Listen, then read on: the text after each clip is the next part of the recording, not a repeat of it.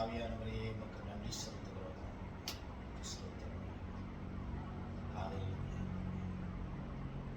கண்மலைகள் பெயர்க்கும்படியா கர்த்தர் உன்னை கரம் பிடித்தார். கண்மலைகள் பெயர்க்கும்படியாய் கர்த்தர் உன்னை கரம் பிடித்தார். காத்திருந்து பலனடைந்து கழுகு போல எழும்பிடுவாய். காத்திருந்து பலனடைந்து கழுகு போல எழும்பிடுவாய். நம்பி வா இயேசுவை, நம்பி வா இயேசுவை, நம்பி வா இயேசுவை, நம்பி வா இயேசுவை.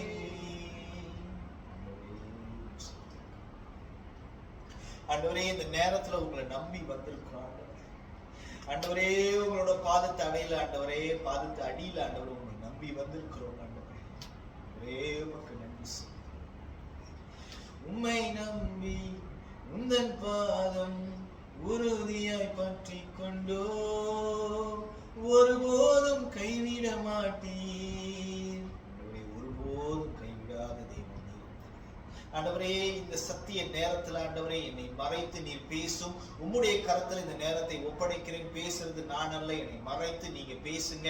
ஆண்டவரே, நீங்க என்ன சொல்லணும்னு நினைக்கிறீங்களோ ஜனங்களுக்கு நீங்க சொல்லுங்க. ஆண்டவரே, பரிசுத்த ஆவியானவரே, நீங்க இந்த நேரத்துல அசைவாடும்படிக்காக வேண்டிக் கொள்கிறோம். ஆண்டவரே, சத்தியத்தை கேட்கறதுக்காக இவர்களோட இருதயங்களை இப்பொழுதே நீங்க திறந்தருளும். ஆண்டவரே, உம்முடைய வார்த்தை இவர்களுடைய இருதயங்களுக்குள்ளாக கிரியை செய்யும்படிக்கு என் ஆண்டவராகிய இயேசு கிறிஸ்துவின் நாமத்தினாலே, நாமத்தின் நிமித்தம் ஆண்டவரே தாழ்மையுடன் வேண்டிக் கொள்கிறேன் பிதாவே, ஆமென். சரி, இன்னைக்கு நம்ம எப்போதும் பேசாத ஒரு காரியத்தை பத்தி நம்ம பேச போறோம். அதுக்கு முன்னாடி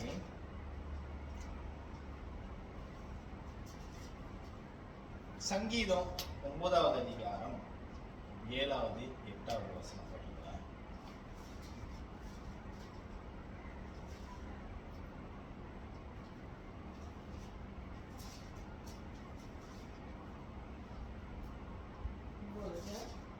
சங்கீதம் 9வது அதிகாரம் 7, 8 வசனங்களை படிங்க.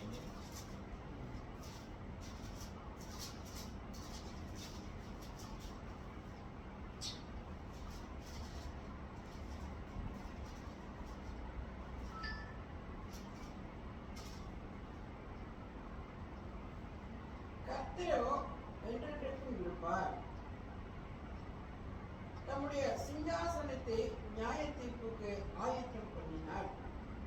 அவர் பூச்சக்கரத்தை நீதியாய் நியாயம் தீர்த்து சகல ஜனங்களுக்கும் செம்மையாய் நீதி செய்வார். பாருங்க, இந்த கடைசி வசனத்தை மட்டும் பாருங்க. சகல ஜனங்களுக்கும் நீதி செய்வார். சகல ஜனங்களுக்கும் நீதி செய்வார்.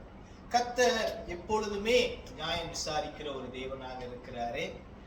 அவர் அன்பானவர். அவர் எப்போதும் அரவணைக்கிற தேவன். அதே சமயத்துல கர்த்தர் நியாயம் செய்கிற தேவனாக இருக்கிறாரு. உங்களுக்கு ஒரு கடவுள் இருக்குதுன்னா, நீங்க ஒரு கடவுளை தொழுது கொள்கிறீங்கன்னா, அந்த கடவுள் உங்களுக்கு நீதி செய்யணும், நியாயம் செய்யணும்ன்றது உங்களுடைய விருப்பம். ஆமா தானே? அது நீங்க விருப்பப்படுற மாதிரி இல்ல. கர்த்தருடைய கேரக்டருக்குள்ளாரே, அதாவது ஒரு மனுஷனுடைய சுபாவத்துக்குள்ளார எப்படி அன்பு, பாசம், அழுக எல்லாமே இருக்குதோ சுபாவத்துக்குள்ளாக. சில பேரை பார்த்து சொல்லுவாங்க, இவன் திமிரு பிடிச்சவன், அவன் சொல்றதை கேட்க மாட்டான், அது சுபாவம். அதே மாதிரி ஆண்டவருக்கும் ஒரு சுபாவம் இருக்கிறது. அது என்னது? நீதி. எல்லா ஜனங்களுக்கும் நீதி செய்கிற சுபாவம். ஆமென். இது ஆண்டவரோட சுபாவம்.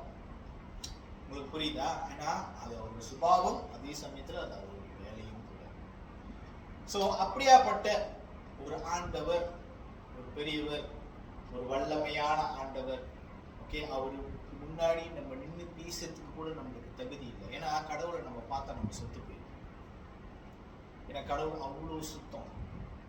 நம்ம அவ்வளோ அதாவது ஒப்பிட முடியாது. புரியுதுங்களா? அவரோட சுத்தத்துக்கும் நம்மளோட அசுத்தத்துக்கும் ஒப்பிட முடியாது. புரியுதுங்களா? சோ மறுபடியும் அந்த கடைசி வசனத்தை மட்டும் படிங்க. கடைசி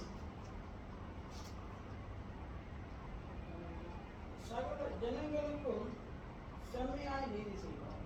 சகல ஜனங்களுக்கும் செம்மையாய் நீதி செய்வார். அவர் எப்படி நீதி செஞ்சாருன்றது பைபிள்ல ஒரு இடத்துல நான் உங்களுக்கு காமிச்சு கொடுக்க போறேன். சரியா? சோ நம்ம வந்து திருப்பிக்குவோம். இன்னைக்கு நம்மளோட தலைப்பு வந்து அவர் சகல ஜனங்களுக்கும் நீதி செய்வார். இதுதான் நம்மளோட தலைப்பு. சோ இத கூறா கொண்டு நான் உங்ககிட்ட பகிர்ந்துக்க போற காரியம் வந்து என்னன்னா எதுல இருக்குதுன்னா என்னாகமம் 27 5வது வசனத்துல இருந்து 7வது வசனம் வரைக்கும் படிங்க.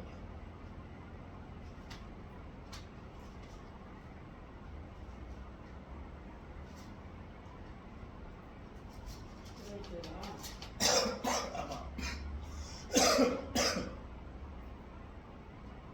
மோசே அவருடைய நியாயத்தை கர்த்தருடைய சந்நிதியிலே கொண்டு போனான். அப்பொழுது கர்த்தர் மோசேயை நோக்கி, செலபியாத்தின் குமாரர்கள் சொல்லுவது சரிதான். அவர்களுக்கு அவர்கள் தகப்பனுடைய சகோதரருக்குள்ளே சுதந்திரம் கொடுக்க வேண்டும். அவர்கள் தகப்பன் பின் வைத்த சுதந்திரத்தை அவர்களுக்கு கிடைக்கும்படி செய்வாயாக. இங்க ஒரு சம்பவம் நடக்குது. அதாவது இந்த இடத்துல ஒரு அப்பா, அவங்க அப்பாவோட பேர் வந்து ஜெலோபிஹாட், இங்கிலீஷ்ல வந்து ஜெலோபாட். சோ இவருக்கு வந்து அஞ்சு பொம்பளை பிள்ளைங்க. சரியா? சோ இந்த இடத்துல 5 பொம்பளை பிள்ளைங்களா இருக்கிற வாசி அப்பாக்கு சொத்து இருக்கு, அப்பாக்கு நிலம் இருக்கு. சரியா? அப்பாவோட நிலத்தை பையனுக்கு தான் கொடுக்கணும். அதனாலதான் ஒரு வீட்டுல ஒரு குடும்பத்துல ஒரு ஆம்பளை பையன் இருக்கணும்னு சொல்லுவாங்க. புரியுதுங்களா? வாரிசுன்னு சொல்லுவாங்கல்ல. சோ இந்த வாரிசுன்ற ஒரு விஷயம் வந்து ஆம்பளைங்களுக்கு ரொம்ப பொருந்தும். ஒரு ஆண் மகனா இருந்தாக்கா அந்த வாரிசு, அப்பாவோட வாரிசு வந்து இவருதான் அப்படின்றது வந்து போய் சேரும். அப்பாவோட சொத்து வந்து இவருதான் போய் சேரும், அப்பா போய் சேர்ந்துருக்காங்க. ஆனா இந்த இடத்துல என்ன ஆச்சுன்னா ஒரு 5 பொம்பளை பிள்ளைங்க, அவங்க அப்பா இறந்து போயிட்டாரு. அவங்க அப்பா பேரு ஜெலோபாட். அவங்க அப்பா இறந்து போயிட்ட உடனே இந்த பிள்ளைகளுக்கு அவங்க அப்பா பேர்ல நிறைய சொத்து இருக்குது. அவங்க அப்பா பேர்ல வந்து அந்த 1வது வசனத்துல இருந்து அதை படிங்க. யோசேப்பின் குமாரனாகிய மனேசேயின் குடும்பங்களிலே மனேசேயின் குமாரனாகிய மாகரின் மகனான கிளையாத்துக்கு பிறந்த ஏகோருக்கு புத்திரனாயிருந்த செலபியாவின் குமாரத்திகளாகிய மக்லார், நோவார், ஒக்லார், மிக்லார், திரிசான் என்பவர்கள் கீழே படிச்சுட்டு வாங்க. ஆசாரிப்பு கூடார வாசலிலே மோசேக்கும் ஆசாரியனாகிய எலியாசாருக்கும் பிரபுக்களுக்கும் சபை அனைத்திற்கும் முன்பாக நின்று, எங்கள் தகப்பன் வனாந்திரத்தில் மரணமடைந்தார். அவர் கர்த்தருக்கு விரோதமாக கூடின கோராக்கின் கூட்டத்தாரில் சேர்ந்தவர்கள் அல்ல, தம்முடைய பாவத்தினாலே மரித்தார். அவருக்கு குமாரர் இல்லை. புரியுதுங்களா? பாருங்க, இந்த இடத்துல ஒரு கேஸ் வருது. என்ன கேஸ்னாக்கா, எங்க அப்பா இப்ப மோசே வந்து ஜனங்களை நடத்திட்டு இருக்காரு வண்ணாந்திரத்துல. மோசே தான் தலைவர் வந்து ஜனங்களை நடத்திட்டு போயிட்டு இருக்கும் போது, சோ இந்த ஜெலோபாட் என்ற ஒரு மனுஷன் வண்ணாந்திரத்துல 40 வருஷம் அவங்க போயிட்டு இருக்கும் போதே அந்த இடத்துல செத்து போயிட்டான். செத்து போயிட்டோன்னே சொத்துல பங்கு பிரிக்கணும். அப்பாவோட சொத்து வந்து பிள்ளைங்களுக்கு வரணும். ஏன்னா அப்பாவோட சொத்து பிள்ளைங்களுக்கு வரணும்னா முதலாவது ரூல்ஸ் வந்து என்னன்னா ஆம்பளை பையன் இருக்கணும். ஆம்பளை பையன் இல்லை. ஸோ 5 பொம்பளை பிள்ளைங்க. ஸோ 5 பொம்பளை பிள்ளைங்க வந்து எப்படி வந்து இந்த சொத்தை வந்து பெற்றுக்கிட்டாங்க, எப்படி வந்து ஆண்டவர்கிட்ட இருந்து எப்படி அவங்களுக்கு நீதி கிடைச்சது? அவர் வந்து என்ன, நம்ம என்ன படிச்சோம்? அவர் சகல ஜனங்களுக்கும் நீதி செய்யற தேவனாக இருக்கிறார். புரியுதுங்களா? நீதி செய்யற தேவன். புரியுதுங்களா? நீதினா என்னதுன்னா, இப்ப நீங்க கோர்ட்டுக்கு போனீங்கன்னாக்கா ஒரு ஜட்ஜி உட்கார்ந்து இருப்பாருல்ல, அவர் நீதி சொல்லுவாருல்ல, டப்பு டப்புன்னு அடிச்சு, அதுதான் நீதி சொல்றது. எங்கள் தகப்பனுக்கு குமாரன் இல்லாததினாலே அவருடைய பேர் அவருடைய வம்சத்தில் இல்லாமல் அற்றி போகலாமா? அவருடைய பேர் அற்று போகலாமா? எங்கள் தகப்பனுடைய சகோதரருக்குள்ளே எங்களுக்கு காணியாட்சி கொடுக்க வேண்டும் என்றார்கள். பாருங்க, இந்த பொம்பளை பிள்ளைங்க, 5 பொம்பளை பிள்ளைங்க, இவங்க கொஞ்சம் புத்திசாலிங்க. சில நார்மலி பெண்கள் வந்து என்ன பண்ணுவாங்கன்னா அமைதியா இருப்பாங்க, அமைதியா போயிடுவாங்க. ஏதாவது பிரச்சனை வந்துச்சுனாக்கா அமைதியா போயிடுவாங்க. அவங்களுக்கு இந்த மாதிரி பிரச்சனை எல்லாம் தலையில பிடிக்காது. பெண்களோட குணம். சொத்து பத்தி பிரச்சனை, இந்த மாதிரி பிரச்சனை எல்லாம் வந்து பெண்கள் வந்து ரொம்ப தலையிட மாட்டாங்க. அது ஆண்களோட பகுதி அப்படின்னு சொல்லி அதை பத்தி அவங்க ரொம்ப போதை பண்ணிக்க மாட்டாங்க. அவங்களுக்கு தெரிஞ்சதெல்லாம் அந்த குசினி, அந்த வீடு, அந்த பின்னாடி பிள்ளைங்க, இது மாத்திரம்தான் அவங்க ரொம்ப அந்த விஷயத்துலதான் ரொம்ப இதா இருப்பாங்க. ஸோ அந்த காலத்துல பெண் பிள்ளைகளும் அப்படிதான் இருந்திருப்பாங்க. சரி, ஆடு மாடு மேய்ச்சிக்கிட்டு, அப்பாவுக்கு உதவி செஞ்சுக்கிட்டு, அம்மாவுக்கு உதவி செஞ்சுக்கிட்டு அப்படிதான் இருந்திருப்பாங்க. அவங்களுக்கு வந்து இந்த சொத்து பிரிக்கிற காரியம் அதெல்லாம் வந்து அந்த அளவுக்கு வந்து அவங்களுக்கு வந்து புரிஞ்சிருக்காது. ஆனாலும் இந்த 5 பொம்பளை பிள்ளைங்க இருக்காங்கல்ல, இவங்க வந்து புத்திசாலியான பொம்பளை பிள்ளைங்க. புத்திசாலியான பொம்பளை பிள்ளைங்க. ஏன்னா அப்பாவோட சொத்து நம்ம போய் கேட்கலன்னா வேற ஆள்கிட்ட போயிடும். ஆனா நான் மனுஷங்கிட்ட போய் கேட்கணும். நான் யாருக்கிட்ட எந்த இடத்துல எங்க போய் கேட்கணும்ன்றதே எனக்கு தெரியும். நான் அதனாலதான் இந்த பொம்பளை பிள்ளைங்களை வந்து புத்திசாலியான பொம்பளை பிள்ளைங்கன்னு சொல்றேன். ஏன்னாக்கா உங்களுக்கு ஒரு பிரச்சனை வரும்போது நீங்க யாரை போய் தேடுறீங்க? நீங்க யாருக்கிட்ட போய் சொல்லணும்னு நினைப்பீங்க? உங்களுக்கு நெருக்கமானவங்ககிட்ட நீங்க சொல்லணும்னு நினைப்பீங்க. இப்ப எங்க அம்மாவுக்கு ஒரு திடீர்னு ஒரு உடம்பு சரியில்லாம போச்சுனாக்கா அவங்க அடிக்க போறது எனக்கோ இல்ல என் தம்பிக்கோ இல்ல என் தங்கச்சிக்கோ போன் அடிச்சு சொல்ல போறாங்க. ஆமா தானே? அப்ப எனக்கு ஏதாவது ஒரு பிரச்சனைனா நானும் வந்து அதான் செய்ய போறேன். ஒண்ணே என் அம்மாக்கு அடிப்பேன். புரியுதுங்களா?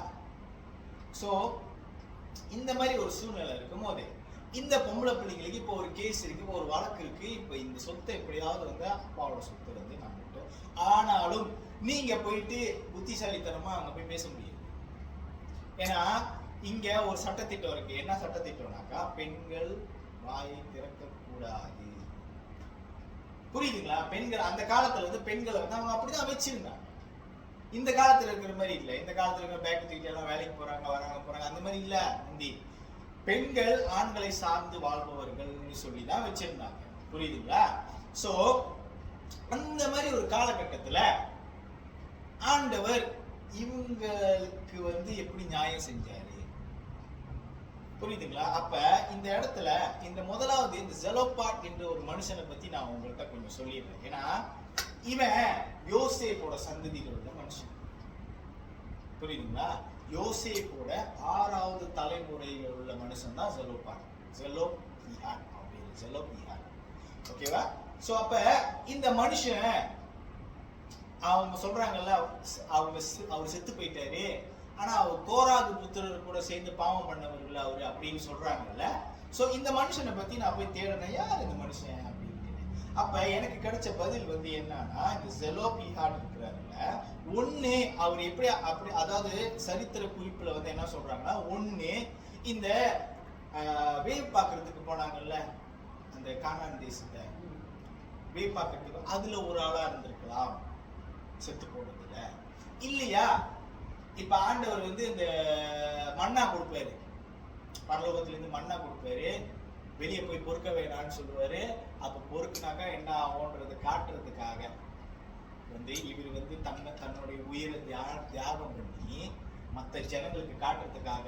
ஏன்னா ஆண்டவர் சொல்லிட்டாரு, நீங்க வந்து கீழ்ப்படிதல் இல்லாதவங்க, நீங்க 40 வருஷம் வண்ணாந்திரத்துல சுத்தணும்னு நினைச்சோன்னு ஜனங்க என்ன நினைச்சுக்கிட்டாங்களா, ஓ நம்மளுக்கு அந்த நியாய பிரமாணம்லாம் இல்ல, இந்த 40 வருஷம் நம்மளுக்கு தண்டனை கிடைச்சிருச்சு, நம்மளுக்கு அந்த நியாய பிரமாணம் வேலைக்கு ஆகாது அப்படின்னு சொல்லி ஜனங்க அவங்க போக்குக்கு அவங்க போய் 40 வருஷம் தண்டனை கிடைச்சிருச்சு.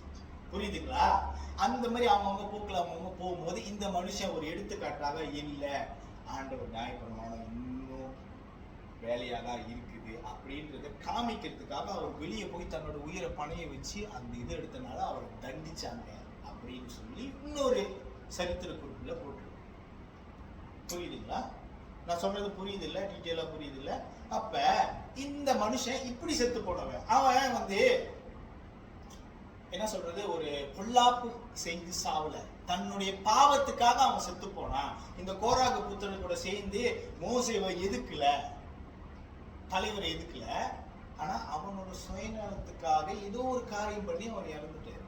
சோ அதனால இந்த செலோபாட்டோட மகளுக்கு 5 பேர், அப்பதான் அம்மா படிச்சாங்க. இப்ப டாக்டரோட பேரு மாலா, நோவா, ஹாக்லா, மில்கா அண்ட் திர்சா. 5 பொம்பளை பிள்ளைங்க. இவங்க என்ன பண்றாங்க, இவங்களுக்கு நியாயம் வேணும். இப்ப ஏன்னா அவங்க அப்பாவும் இல்ல அந்த சொத்தை எடுத்து கொடுக்கறதுக்கு. இப்ப இவங்க ஒரு இடத்துக்கு போறாங்க. எங்க போறாங்கன்னா, தேவன் வந்து ஜனங்க கிட்ட பேசுற அந்த இடம் இருக்குல்ல, அது என்ன சொல்லுவாங்க, the tent meeting.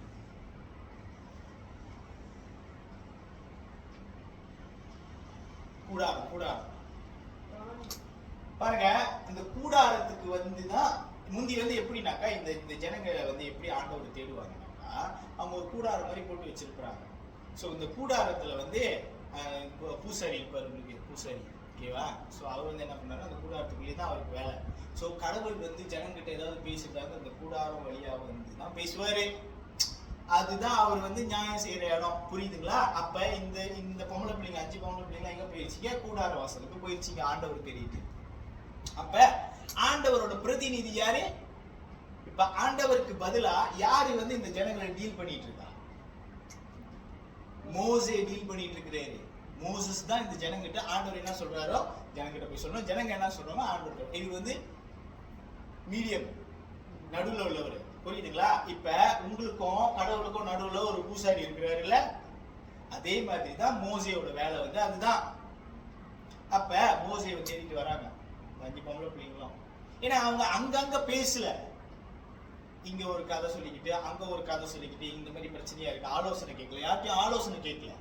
ஸ்ட்ரெயிட்டா எங்க அவங்களுக்கு அந்த பிரச்சனையை தீர்த்து வைக்க முடியுமோ அந்த இடத்த அவங்க தெரிஞ்சு வச்சிருந்தாங்க. அதனாலதான் நான் அந்த பொம்பளை பிள்ளைங்க வந்து புத்திசாலியான பொம்பளை பிள்ளைங்கன்னு சொல்றேன். புரியுதுங்களா என்ன சொல்றேன்னு?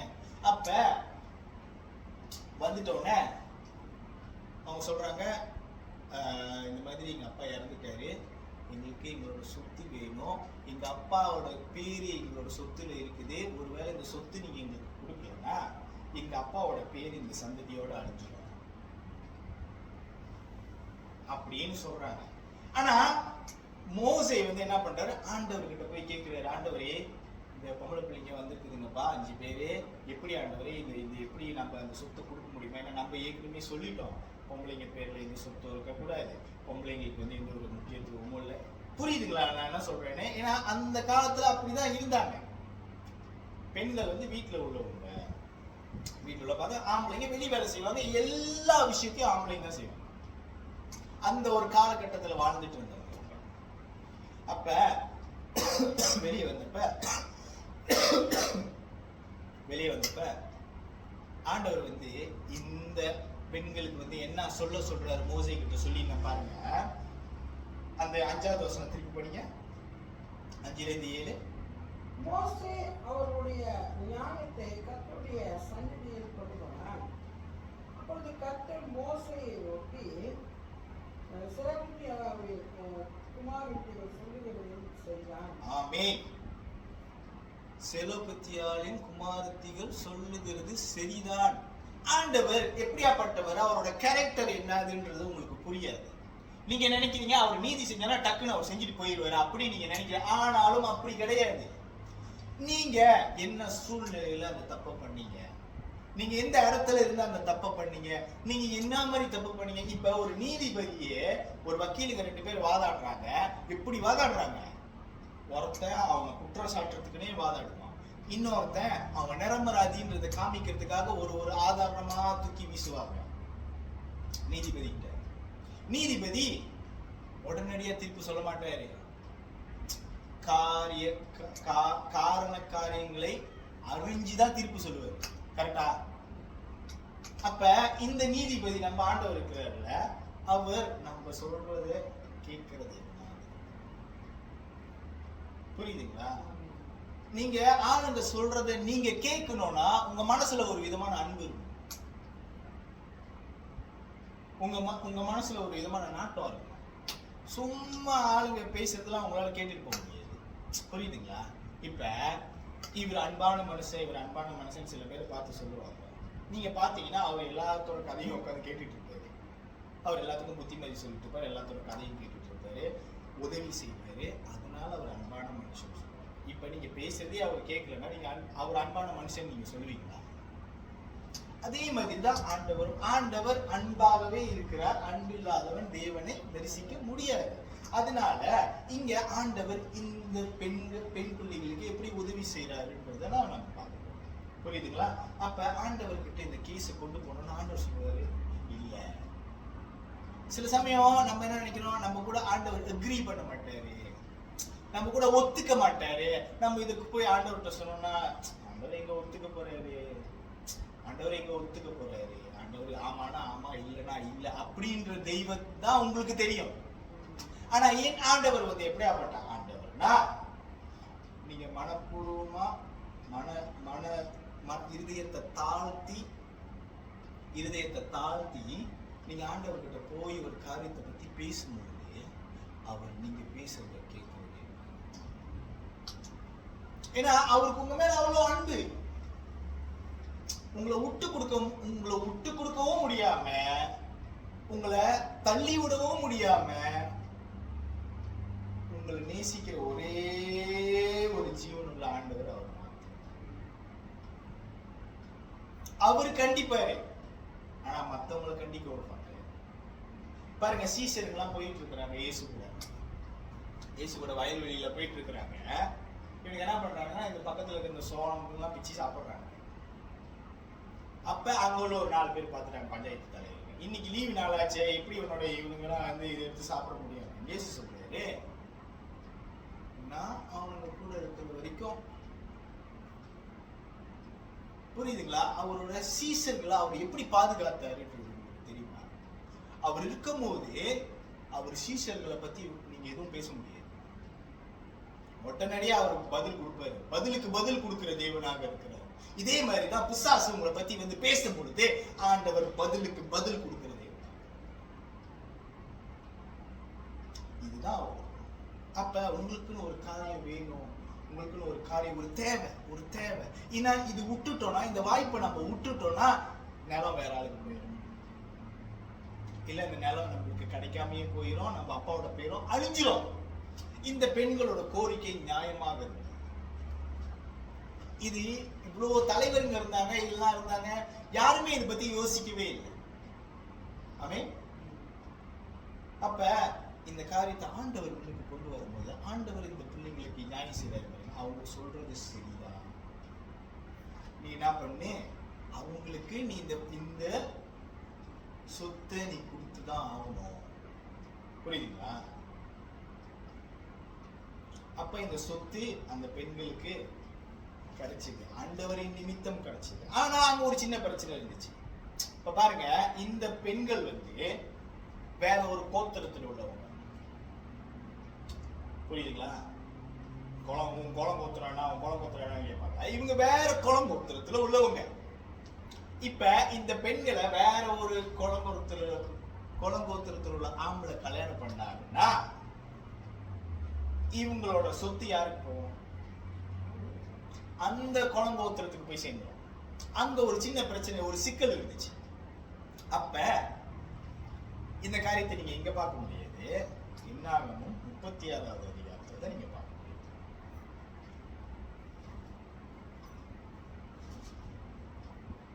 36வது அதிகாரம் 5வது வசனத்தை படிக்கலாம். பட்டணம் மத்தியில் இருக்க பட்டணத்தின் வெளிப்புறம் தொடங்கி கிழக்கே 2000 முழமும் தெற்கே 36:5 என்ன ஆகும்? 36:5.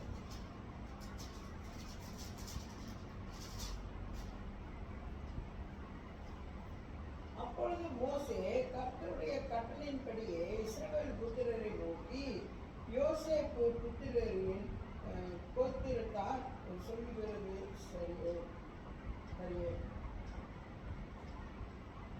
கர்த்தர் செலவினாவின் குமாரத்திகளை குறித்து காரியத்தில் கட்டளை இடுகிறதாவது, அவர்கள் கர்த்தருக்கு இஷ்டமானவைகளை விவாகம் செய்யலாம், ஆனாலும் தங்கள் பிதாவின் கோத்திர வம்சத்தாரின் மாத்திரத்தில் அவர்கள் விவாகம் செய்ய வேண்டும். பாருங்க, இந்த பிரச்சனையும் ஆண்டவர் தான் இங்க தீர்த்து வைக்கிறார் தெரியுமா? பாருங்க, இவங்களுக்கு சொத்து பத்து கிடைச்சிருச்சு. இப்ப இவங்க வேற கோத்திரத்தில் உள்ளவங்க ஆசைப்பட்டு கல்யாணம் பண்ணிட்டாங்கன்னா இவங்களோட அப்பாவோட சொத்து வந்து ஆட்டோமேட்டிக்கலா அந்த ஆம்பளை பையனுக்கு போய் சேர்ந்துடும். அதுக்கப்புறம் அந்த ஆம்பளை பையனோட தலைமுறைகள் தான் அதை வச்சு ஆகுவாங்க. அவங்க பேருக்கு மாறி சொத்து. ஆண்டவர் இந்த காரியத்தையும் கவனிச்சாரு.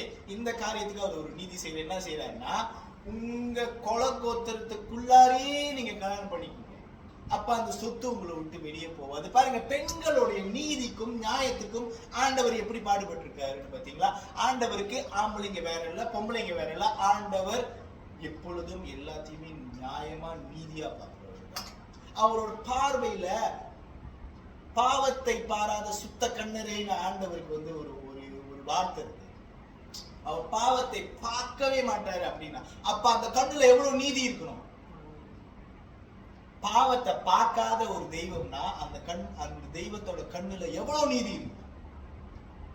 அந்த நீதியில அவர் பார்த்து சொல்ற காரியம் தான், நீங்க உங்க குடும்பத்தொட்டுக்கு கல்யாணம் பண்ணிக்கோங்க, உங்களுக்கு யார் பிடிச்சிருக்கோ உங்க குடும்பத்தொட்டு கல்யாணம் பண்ணிக்கோங்க, அப்ப அந்த சொத்து உங்களோட வம்சத்தை விட்டு வெளியே போவாது. பாருங்க, அப்படி ஒரு வேளை இந்த ஆண்டவர் இந்த காரியத்தை பார்க்க தவறு விட்டுருந்தாருன்னா சொத்து கொடுத்ததுக்கு அப்புறமும் அந்த பொம்பளை பிள்ளைங்களோட கையில இருந்திருக்கணும். சில சமயத்துல ஆண்டவர் நீங்க கேட்கறத டொப்புன்னு மேல இருந்து கீழே போடுறாரு அப்படி நீங்க நினைச்சுக்கிறீங்க. நீங்க ஒரு காரியத்தை கேட்கும் போது கடவுள்கிட்ட, இப்ப எனக்கு ஒரு போன் வேணும்னு நான் கேட்கறேன்னு வச்சுக்கீங்களேன், இப்ப நான் என்ன நினைச்சிருக்கோம், போத்தாவோட பொக்ஸோட வந்து கீழே விடுவோம் அப்படின்னு நம்மளோட எண்ணம் வந்து அதை நம்ம ஆண்டவர்கிட்ட கேட்டுட்டோம், அவர் கொடுத்துருவாரு அப்படின்ற எண்ணம் தான். ஆனாலும் நம்ம ஆண்டவர் கொடுக்கறது சாதாரணமா கொடுக்க மாட்டாரு. அதாவது அதுக்கான வழிகளை ஆயத்தப்படுத்திட்டு அதுக்காக எல்லாமே செஞ்சுட்டு கரெக்டா கடைசியா தான் அந்த காரியம் கை கொடுத்து செய்யும். ஏன்னா நீங்க கேட்டுறதை ஈஸியா கேட்டுறீங்க, ஆனா அவரு உங்களுக்கு கொடுக்கும் பொழுது அவரு அது நிமித்தமா உங்களுக்கு ஒரு பாடத்தை சொல்லி கொடுத்து அது நிமித்தமா உங்களுக்கு வர ஆபத்துல இருந்து உங்களை காப்பாத்தி தான் அவர் உங்க கையில. அதுதான் அன்பு. நீங்க உங்க பிள்ளை வந்து உங்ககிட்ட வந்து இந்த கேட்கக்கூடாத ஒரு பொருளை கேட்குதுன்னா, அது வயசுக்கு தகுந்தது இல்லாத ஒரு பொருளை அது கேட்குதுன்னா நீங்க அவ்வளவு சீக்கிரமா வாங்கி கொடுத்துருவீங்களா? அந்த ஜாமானால அது ஆபத்து இருக்கு, அது இப்படி போவோம், எவனாவது திருடிட்டு போவான், இது எல்லா சேஃப்டி விஷயத்தை பார்த்துட்டு தானே கடைசியா நீங்க எல்லாத்தையும் செய்வீங்க உங்க பிள்ளைங்களுக்கு. அதனாலதான் பொல்லாதோர் நீங்கள் உங்கள் பிள்ளைகளுக்கு நல்ல ஈவை அறியும் பொழுது பரலோக தேவனான உங்கள் பிதா அதிக நன்மையை கொடுப்பது நிச்சயம். பரலோக தேவன் எப்படி கொடுக்கிறாரு, அவர் எதை கணக்குல கொண்டு கொடுக்கிறாருன்றதை இந்த பொம்பளை பிள்ளைங்களோட வாழ்க்கை. இந்த பொம்பளை பிள்ளைங்க யாரு தெரியுமா? அதாவது அவங்களுக்கு நியாயம் செய்யறதுக்கு யாருமே இல்லை, அவங்க அப்பாவும் இறந்து போயிட்டாரு. அந்த பிள்ளைங்களை யாராவது ஏதாவது பண்ண கேட்கறதுக்கு ஆள் இருக்கா?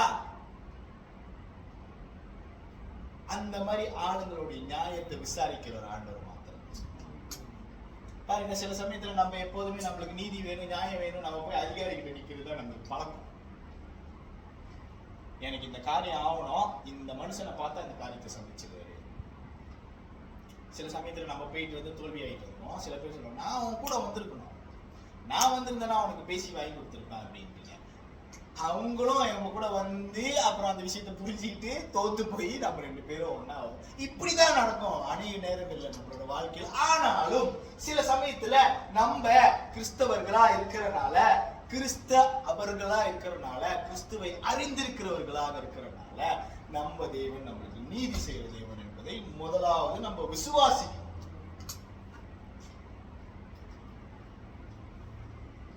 புரியுதுங்களா? பாருங்க, விசுவாசம் இல்லாமல் தேவனை தரிசிக்கவும் முடியாது.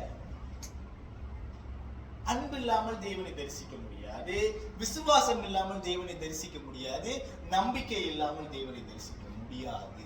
உங்களுக்கு ஒரு காரியத்தை குறித்து உங்களுக்கு ஏக்கம் இருக்குதுனாக்கா அந்த காரியத்தை நீங்க ஆண்டவர்கிட்ட சொல்லிட்டீங்கன்னா உங்களுக்கு அதுல ஒரு விசுவாசம் இருக்கணும். நான் கடவுள்கிட்ட சொல்லிட்டேன்,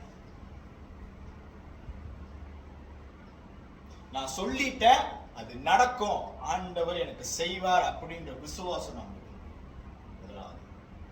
இரண்டாவது காரியமாக, அந்த பொருள் நம்மளுக்கு கிடைக்க லேட் ஆக நம்மளுக்கு காத்திருக்கிறதுனால நம்மளுக்கு ஒரு மன கொதிப்பு வரும். என்னடா அவ்வளவு நேரம் ஆகுது, என்னடா அவ்வளவு நேரம் ஆகுது, மன கொதிப்பு வரும். பாருங்க, நான் உங்ககிட்ட ஒண்ணு சொல்றேன், கத்தருக்கு காத்திருக்கிறது என்னைக்குமே வேஸ்ட். நீங்க வேஸ்டாவே போக மாட்டீங்க. கத்தருக்கு காத்திருங்க, கத்தருடைய நீதிக்கு காத்திருக்கிறவங்க. அதனாலதான் எப்பொழுதுமே தாவீது சொல்லுவாரு, தாவீது நான் உங்களுடைய நீதிக்காக காத்திருக்கிறேன், ஆண்டவரே நம்மளுடைய நீதிக்காக காத்திருக்கிறேன், நான் உங்களோட நீதிக்காக காத்திருக்கேன். என்னால முடியும், என்னால அவன் வெட்டுனால என்னால திருப்பி வெட்ட முடியும், என்னால அடிக்க முடியும், எனக்கு பலம் இருக்கு என் உடம்புல, ஆனாலும் நான் உங்க நீதிக்கு தான் காத்திருக்கேன்.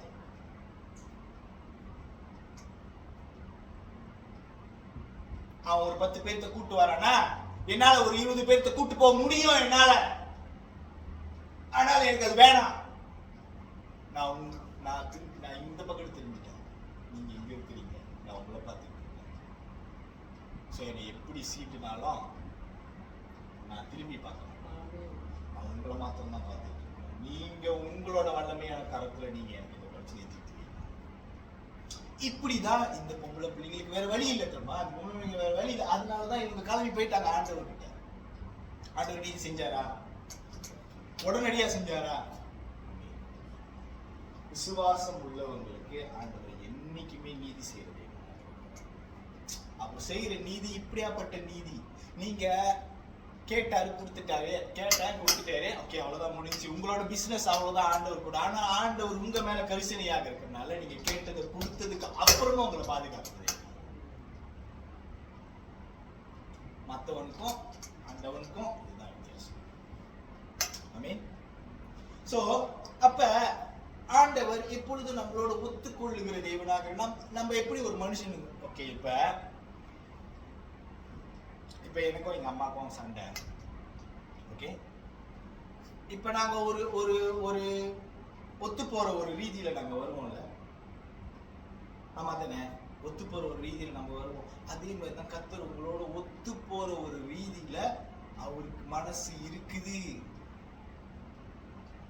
நம்ம எவ்வளவு நெருங்குறோமோ, நம்ம எவ்வளவு ஆண்டவரை அறியுறோமோ, ஆண்டவர் அவ்வளவு நல்லவர் என்பதை நீங்க அறிஞ்சதுக்கு அப்புறம் உங்களால மத்த மனுஷனுங்க கிட்ட போய் நீதிக்கு நிக்க முடியாது. புரியுதுங்களா? கர்த்தர் நல்லவர் என்பதை ருசித்து அதனால தாவீது ராஜா எப்ப பார்த்தாலும் ஆண்டவரே அவனுக்கு வரானுங்க நான் போட்டேன், புரியுதுங்களா, ஆண்டவரே இது செய்யலாமா, நீங்க கூட இருப்பீங்களா? ஏன் தெரியுமா? அவனுக்கு தெரியும் அந்த நீதியில கர்த்தர் எனக்கு நீதி செஞ்சாருன்னா வேற மாதிரி செய்வாரு.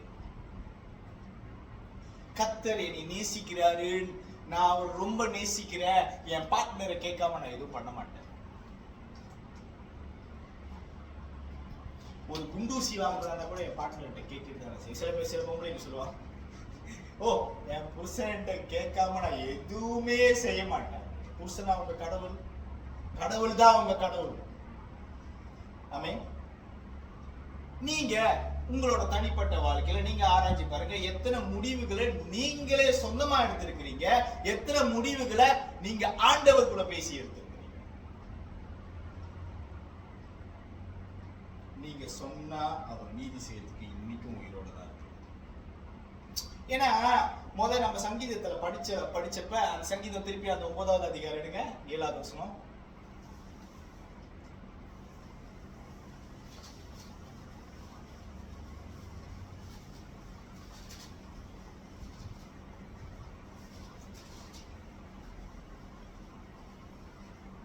கர்த்தரோ என்றென்றைக்கும் இருப்பார், தம்முடைய சிங்காசனத்தை நியாய தீர்ப்புக்கு ஆயத்தம் பண்ணினார். கர்த்தர் என்றென்றைக்கும் இருப்பாரா? நீங்களும் நானும் என்னைக்கும் இருக்க முடியாது. அவர் வேற, அவர் என்றென்றைக்கும் இருந்துகிட்டே இருப்பாரு. அதனாலதான் அவர் மாத்திரம் தான் ஒரு நீதி செய்யும். நீங்க வேற யார நீதி கேட்டு போனாலும், வேற யாரோட பேச்சு கேட்டு போனாலும், வேற எப்படி நீங்க உங்க லைஃப மத்தவங்க பேச்சு கேட்டு நீங்க மாத்திக்கிட்டாலும் நீங்க நல்லா இருக்க போறது கிடையாது. ஏன்னா உங்களோட கர்த்தர் இருக்கிறாரான்றதை நீங்க செக் பண்றதுக்கு மறந்துட்டீங்க. ஆனா அதனாலதான் அந்த உறவுல எப்போதுமே இருக்கணும். நீங்க உங்களுக்குன்னு ஒரு டைம் இருக்கும் ஆண்டவர்கிட்ட பேசுறதுக்கு. நீங்க அந்த டைம்ல கரெக்டா உட்காந்து ஆண்டவர்கிட்ட பேசணும். உங்களுக்குன்னு ஒரு நேரம் இருக்கும், உங்களுக்குன்னு ஒரு காரியம் இருக்கும். ஆண்டவரோட ஏதோ ஒரு வகையில உங்களுக்கு ஒரு விதமான ஒரு தொடர்பு, ஒரு கனெக்ஷன் இருக்கும். அந்த கனெக்ஷனை எப்போது நீங்க தேடி போயிட்டே இருக்கிறீங்களா? இப்ப நான் இங்க நின்னுக்கிட்டு இந்த லைட் எல்லாம் அடைச்சிருக்கு, லைட்டு தொற அப்படின்னாக்கா லைட் திறந்துருமா? நான் சுவிட்ச் கிட்ட போனோம், என் கை சுவிட்சை தட்டணும், அப்பதான் லைட் வரும். எனக்கு தேவைன்னா வெளிச்சம். நான் இங்க இருந்தாலும் வெளிச்சம் அடிக்கும், நாங்க இல்லைனாலும் வெளிச்சம் அடிக்கும். நான் அங்க இருந்தாலும் வெளிச்சம் என் கண்ணுக்கு தெரியும். தெரியுமா? அதே மாதிரிதான் உங்களுக்கும் ஆண்டவருக்கும் ஒரு தனிப்பட்ட ஒரு தொடர்பு இருக்கும், ஒரு சம்பந்தம் இருக்கும். அந்த சம்பந்தத்தை நீங்க எப்போதும் தேடி போறீங்களா? அந்த தனிப்பட்ட உறவுல நீங்க எப்போதும் ஆண்டவரோட இருக்கிறீங்களா? ஆண்டவரோட சத்தத்தை கேட்கறீங்களா? ஆண்டவரோட சத்தத்தை கேட்கும் போது ஆண்டவர்கிட்ட உங்களோட கோரிக்கை நீங்க வைக்கும் பொழுது கண்டிப்பா கேட்கும். ஏன்னா அவர் ஒருத்தனையும் வெக்கப்படுத்துறதே கிடையாது. அவர் நம்பின ஒருத்தனையும் அவர் வெக்கப்படுத்துறது கிடையாது. சிம்சோன் எப்படியாப்பட்ட மனுஷன் பாருங்க. அவன் கைதியை பிடிச்சிட்டாங்க, பிடிச்சு உட்கார வச்சிருக்காங்க முட்டிக்கால் போட்டு. அவன் ஆண்டவரே இன்னும் ஒரே ஒரு வாய்ப்பு கொடுங்க. எதிரியோட கண்ணை மறைச்சி தலைமுடிய வளர வச்சு அவன் மறுபடியும் அவன் உயிரோடு இருந்தோட அவன் சாவும் போது அவன் கொண்ட ஆட்கள் ஒரு வாய்ப்பு. ஆண்டவர்கிட்ட ஒரு வாய்ப்பு கேட்டு போனவங்களாம் லைஃப்ல பெரிய காரியத்தை சாதிச்சுட்டு போயிருக்காங்க. ஏன் தெரியுமா? இந்த நேரத்துல அவன் ஆண்டவர் அவர் நல்ல ஒரு கடவுள், அவர் நல்ல ஒரு தெய்வம். நீங்க ஐசாயா 9வது அதிகாரத்தை படிச்சீங்கன்னாக்கா பாருங்க,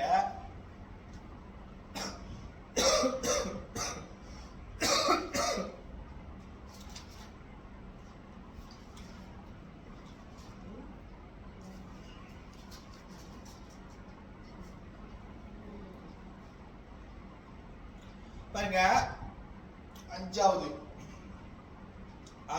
வசனம். நமக்கு ஒரு பாலகன் பிறந்தார், நமக்கு ஒரு குமாரன் கொடுக்கப்பட்டார். கர்த்தத்துவம் அவர் தோளின் மேல் இருக்கும். அவர் நாமம் அதிசயமானவர், ஆலோசனை கர்த்தர், வல்லமை உள்ள தேவன், நித்திய பிதா, சமாதான பிரபு எனப்படும். இதுதான் அவரு. இந்த கேரக்டர் தான் அவரு. பாருங்க, நித்திய பிதா, சமாதான பிரபு. சமாதானம் உங்களுக்கு இல்லையா? உங்க வாழ்க்கையில உங்களுக்கு சமாதானம் இல்லையா? ஏன் தெரியுமா சமாதானம் இல்ல? ஏன்னா சமாதான பிரபு உங்களுக்கு தெரியாது.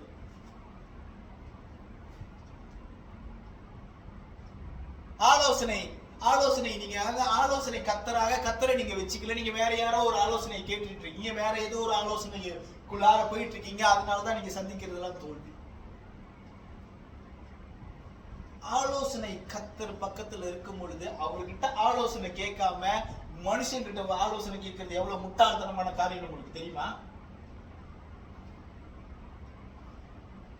நீங்க என்ன சூழ்நிலையில இருந்தாலும் அவர் இறங்கி உதவி செய்வார். அவரு சிங்காசனத்துல சும்மா அப்படியே உட்கார்ந்துகிட்டு அப்படியே அந்த தெய்வம் கிடையாது. நீங்க பிரச்சனை இருக்கீங்கன்னா உங்க கூட வந்துருவாரு. புரியுதுங்களா என்ன சொல்றேன்னு? நீங்க பிரச்சனை இருக்கும் போது உங்க பக்கத்துல இருக்கிறதுக்கு ஆள் வேணும் தானே உங்களுக்கு. சிங்காசனத்துல உட்கார்ந்து இருக்கிற தேவன் அவர் சிங்காசனத்திலே உட்கார்ந்து இருப்பாரு, உங்க கூடயும் அவரால் இருக்க முடியும். ஏன்னா அவர்னால எல்லாத்தையும் செய்ய முடியும். புரியுதுங்களா? படைப்புக்கே படைப்புன்னு பேர் வச்சதே அவர் தான். அப்ப அவரால் கூடாத காரியம் ஏதாவது ஒண்ணு இருக்குதா? அதனாலதான் ஆண்டவர் கேட்கிறாரு. எரேமியா 2வது அதிகாரம் எடுத்துக்கீங்களா?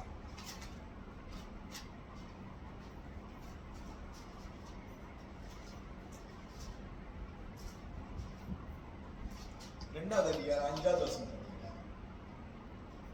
கர்த்தர் சொல்லுகிறது என்னவென்றால், எங்களை எகிப்து தேசத்திலிருந்து வர பண்ணினவரும் அவாந்தர வெளியிலும் 2வது அதிகாரமா? எரேமியா எரேமியா 2வது அதிகாரம். 2வது அதிகாரத்துல 5வது வசனம். இல்ல 2வது வசனம் படிங்க. நீ போய் எருசலேமின் செவிகள் கேட்கும்படி கூப்பிட்டு சொல்ல வேண்டியது என்னவென்றால், இணைக்கப்படாத தேசமாகிய வனாந்தரத்தில் நீ என்னை பின்பற்றி வந்த ஒரு இளவயதின் பக்தியும் நீ வாழ்க்கைப்பட்ட பொழுது உனக்கிருந்த தேசத்தையும் நிலைத்திருக்கிறேன் என்று கருத்து சொல்லுவார். ஓகே, அப்படியே வாங்க. 5வது வசனம் படிங்க. கர்த்தர் சொல்லுகிறது என்னவென்றால், எங்களை எகிப்து தேசத்திலிருந்து வர பண்ணினவரும் அவாந்தர வெளியில பள்ளங்களும் உள்ள தேசமும் வறட்சியும் மரண இருளும் உள்ள தேசமும் ஒருவனும் கடவாமலும் ஒரு மனுஷரும் குடி இராமலும் இருக்கிற தேசமுமான வனாந்தரத்திலே எங்களை நடத்தினவருமாகிய கர்த்தர் எங்கே என்று உங்கள் பிதாக்கள் கேளாமல். பாருங்க, அதாவது அவர் என்ன சொல்றாருன்னா, ஆண்டவர் இங்க என்ன சொல்றாருன்னா, உன் அப்பா அம்மா என்னை பின்பற்றுனாங்களா, நீங்க என்ன குறை கண்டுபிடிச்சீங்க என்கிட்ட கேட்கிறாரு. நீங்க என்கிட்ட என்ன குறை கண்டுபிடிச்சீங்க? நீங்க வேற ஒரு தெய்வத்தை போய் வணங்குற அளவுக்கு நீங்க என்கிட்ட என்ன குறை கண்டுபிடிச்சீங்க? உங்களுக்கு எல்லா விதத்திலையும் எல்லாமாவே நான் இருந்தேன். என்ன குறை கண்டுபிடிச்சேன் என்கிட்ட? என்ன குறை இருக்கு உனக்கு என்கிட்ட சொல்றதுக்கு? நீ அருகில இருந்திருந்தீனா பாருங்க, அதே 3:33 படிங்க.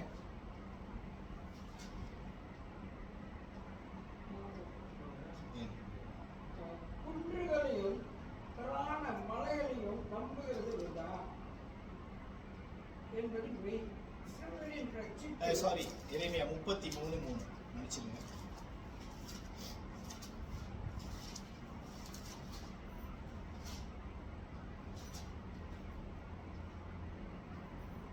மனப்பாட வசனம். என்னை நோக்கி கூப்பிடு, அப்பொழுது நான் உனக்கு உத்தரவு கொடுத்து நீ அறியாததும் உனக்கு எட்டாதவாறு பெரிய காரியங்களை உனக்கு அறிவிப்பேன். ஆமென். என்னை நோக்கி கூப்பிடு, அப்பொழுது உனக்கு அறியாததையும் எட்டாததையும் நான் உனக்கு தெரிவிப்பேன். I will teach you. I will guide you. I will show you what is love. உனக்கு அன்பு தெரியாது. நீ யாரோ ஒருத்தர் உங்க மேல வச்சிருந்த அன்பு நீ நினைச்சிட்டு இருக்க. அந்த அன்பு இல்ல இது. இது வேற மாதிரி அன்பு. இதை நான் தான் உனக்கு கூட்டிட்டு போய் காட்டுறேன். ஏன் பின்னாடி நடந்தாதான் அந்த அன்பை நீ கத்துப்ப. புரியுதுங்களா? இந்த கிறிஸ்தவ தியாகிகளா இருக்கிறாங்கல்ல, கிறிஸ்தவ தியாகிகளா தலையை வெட்டும் போது சிரிச்சுக்கிட்டே இருந்தாங்களாம். கல்லூண்டு அடிக்கும் போது சிரிச்சுக்கிட்டே இருந்தாங்களாம். எண்ணெய் சட்டையில போட்டு அப்படி உள்ளுக்கு தள்ளின உடனே முறிஞ்சி போற அவங்க சிரிச்சுக்கிட்டே செத்து போனாங்களாம். எப்படி? அந்த அன்பு தான் அது. அவங்களுக்கு அதை பார்த்துட்ட உடனே இதெல்லாம் அவங்களுக்கு பெருசாவே தெரியல. பாருங்க, உங்களோட உறவு ஆண்டவரோடு இருந்ததுன்னா அவர் உங்களுக்கு நீதி செய்யறதுக்கு தப்பாத எனி டைம் உங்களுக்கு நீதி செய்ய முடியும் அவர்னால. நீங்க இந்த மனுஷனை நம்புறீங்க, போலீஸ் ஸ்டேஷனுக்கு போகணும், போலீஸ் ரிப்போர்ட் எடுத்தாதான் நிறைய காரியம் பாருங்க. அதெல்லாம் இருக்கிறது நான் தப்பு சொல்றேன். புரியுதுங்களா? அதிகாரிகளை ஆண்டவர் தான் நியமிச்சிருக்காரு, அதுவும் உண்மைதான். ஆனா எனக்கு நியாயம் செய்ய முடியும்னா, எனக்கு நீதி செய்ய முடியும்னா, நான் மறைக்காம பழகிற ஒருத்தர்கிட்ட தான் அது எனக்கு கிடைக்கும். புரியுதுங்களா? நான் எனக்கு ஒளிவு மறிவு இல்லாம ஒருத்தர்கிட்ட பழகிறேன் பார்த்தீங்களா, அவரு தான் எனக்கு உதவி செய்யும். நீங்க உங்க மனசுல ஒரே மாதிரி வச்சுக்கிட்டு ஆண்டவர் தேடணும்னு நினைச்சீங்க, தேடவே முடியாது. அதனாலதான் உங்களை சில பேர் இல்ல பல பேர் காண போயிருக்காங்க, இன்னும் காண போவாங்க. இருதயத்துல உண்மை உள்ளவன், இருதயத்துல சுத்தம் உள்ளவன் தேவனை தரிசிப்பான். இருதயம் பியூரா இருக்கணும், ஹார்ட் பியூரா இருக்கணும். பியூரா இருந்தாக்கா கடவுளை உங்களால தரிசிக்க முடியும். உங்க ஹார்ட் பியூரா இல்லைன்னா, பியூரா எப்படி ஆகும்? அன்பு இருக்கணும், நம்பிக்கை இருக்கணும், விசுவாசம் இருக்கணும். இது மூணுமே உங்க ஹார்ட்ல இருக்கணும். உங்க ஹார்ட் பியூரா இருக்கணும். அப்ப நீங்க தேவனை தரிசிக்கணும். இந்த பெண்களுக்கு ஆண்டவர் நீதி செஞ்சார் பாத்தீங்களா? அதனாலதான் அவர் கேட்கிறாரு, என்ன குற்றத்தை கண்டீங்க என்கிட்ட? என்னை பின்பற்றது அவ்வளவு கஷ்டமா உங்களுக்கு? என்ன குற்றம் இருக்கு என்கிட்ட? நன்மையே நினைச்சு நன்மையே செய்யற தேவன் நானு, என்னைய தவிர்த்து வேற யாரும் உனக்கு நன்மை செய்ய முடியும்? நீ இருக்கிற இடத்துல இரு, நான் உன்னை பெருக பண்ணுவேன் அப்படின்னு வந்து எத்தனையோ பேர்த்த பார்த்து சொல்லுப்ப. கீழ்படிஞ்சவன் அதோட பலனை பெற்றுக்கொண்டான், கீழ்படியாதவன் நீ இந்த உலகத்துல எந்த மூலைக்கு ஓடுனாலும் கர்த்தர் உன்னை இருக்க சொன்ன அந்த இடத்தை விட்டு நீ வேற இடத்துக்கு ஓடுனா கர்த்தர் உன்னை கணக்கு. எவ்வளவு அழகா அந்த ஆலோசனையை சொல்லி அந்த பெண் பிள்ளைகளுக்கு நியாயத்தை வாங்கி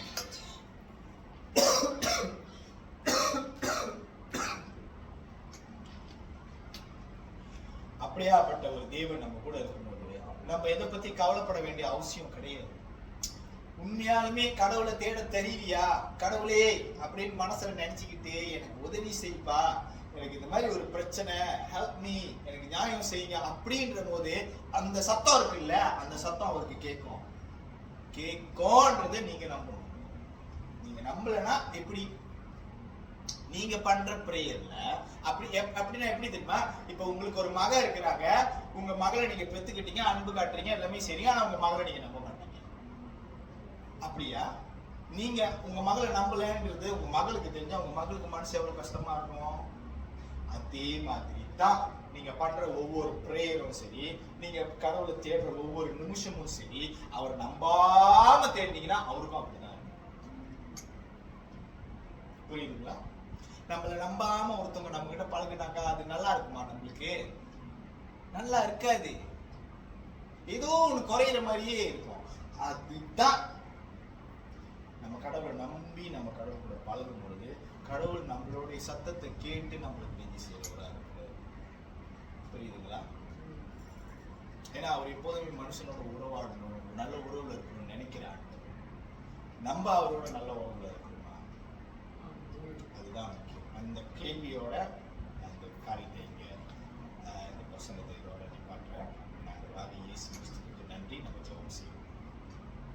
ஆண்டவராக இயேசு கிறிஸ்துவே, உமக்கு நன்றி செலுத்துகிறோம் ஐயா. உண்மை நம்பி உண்மை பின்பற்றுகிறவர்களாகவே நாங்கள் இருக்கும்படிக்கு எங்களுக்கு உதவி செய்யும். முழு இருதயத்தோடும், முழு பலத்தோடும், முழு சிந்தனையோடும், முழு ஆத்மாவோடும் உண்மை தேடும்படிக்கு எங்களுக்கு உதவி செய்யும். ஆண்டவர் இருக்க உங்களை தேடிட்டு போயிட்டே இருக்கணும். ஆண்டவர் இருக்க உங்களை தேடிட்டு போயிட்டே இருக்கணும். ஆண்டவர் வேற எது மேலேயும் கவனம் செலுத்தக்கூடாது. நீங்க மாத்திரம்தான் அப்படின்றது இருதயத்துல பதித்தது போல எங்க இருதயத்துல எழுதுங்க. எங்க ஆண்டவராக இயேசு கிறிஸ்துவின் நாமத்தினால கேட்ட சத்தியம் இவர்களோட இருதயங்களுக்குள்ள கிரியை செய்யும்படிக்கு, இவர்கள் ஆண்டவரை உம்மோடு வைத்திருக்கிற அந்த உறவு இன்னும் அதிகமாகும்படிக்காக இவர்களுக்காக ஜெபிக்கிறேன் தகப்பனே. உம்முடைய வல்லமையான கரம் இப்பொழுதே இறங்கி வந்து இவர்களை ஆண்டவரே உம்முடைய உறவுக்குள்ளாக நடத்தும்படிக்கு பரிசுத்த ஆவியானவர் நீங்க உங்களுடைய இருதயத்துல ஏவுங்க. And to the mighty name of the Lord Almighty Jesus Christ's name we pray. Amen.